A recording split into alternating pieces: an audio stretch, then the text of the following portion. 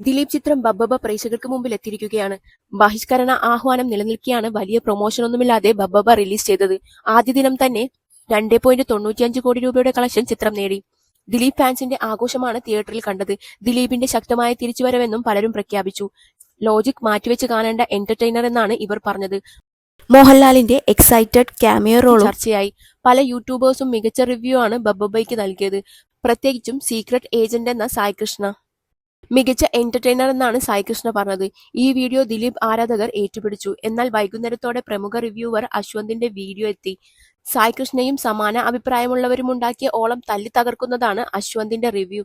ദിലീപിനെയും മോഹൻലാലിനെയും നിലം തൊടാനാകാത്ത വിധം അശ്വന്ത് ട്രോളി. ദിലീപിന്റെ അഭിനയം വെറുപ്പിക്കലാണെന്ന് അശ്വന്ത് വിമർശിക്കുന്നു.